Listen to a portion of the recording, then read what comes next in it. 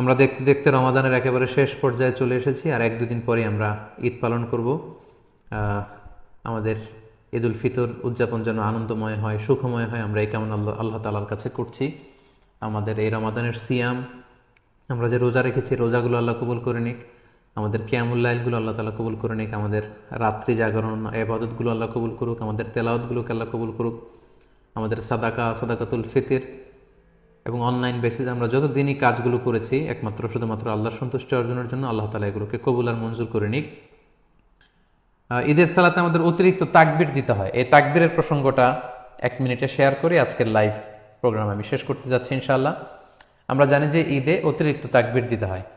হানাফি মাযহাব মতে আমরা 6টা অতিরিক্ত তাকবীর দেই। প্রথম রাকাতে অতিরিক্ত 3টা, দ্বিতীয় রাকাতে 3টা। শাফি মাযহাবে অতিরিক্ত 12টি তাকবীর দেওয়া হয়। প্রথম রাকাতে 7টি, দ্বিতীয় রাকাতে 5টি। হাম্বালি আর মালিকি মাযহাবে 11টি অতিরিক্ত তাকবীর দেওয়া হয়। প্রথম রাকাতে 6টি, দ্বিতীয় রাকাতে 5টি। তো আমাদের বাংলা ভাষাভাষী যারা, বাংলাদেশে আমরা যেহেতু বেশিরভাগ হানাফি মাযহাবের অনুসারী, সো এক্ষেত্রে এবং এটার তাকবীরের সংখ্যাও কম এবং সবগুলো পদ্ধতি যেহেতু সহিহ হাদিস দ্বারা সাব্যস্ত, তাহলে আমরা 6 তাকবীরের এটাকে সাজেস্ট করতে পারি। এটা হিসাব রাখতে একটু সুবিধা হবে আমাদের। ঈদের সালাতের পদ্ধতি আমি আগেই বলেছি 2 রাকাত।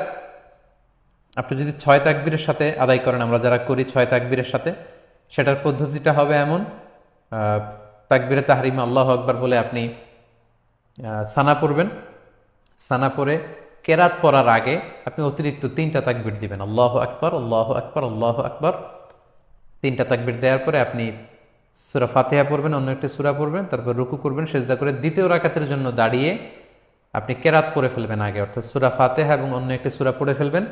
রুকুতে যাওয়ার আগে আপনি অতিরিক্ত 3টি তাকবীর দিবেন, আল্লাহু আকবার, আল্লাহু আকবার, আল্লাহু আকবার, এবং চতুর্থ তাকবীর দিয়ে আপনি রুকুতে যাবেন। এভাবে 6টি অতিরিক্ত তাকবীর দেওয়ার মধ্য দিয়ে কিন্তু আমরা খুব সহজে এর সালাত আদায় করতে পারবো।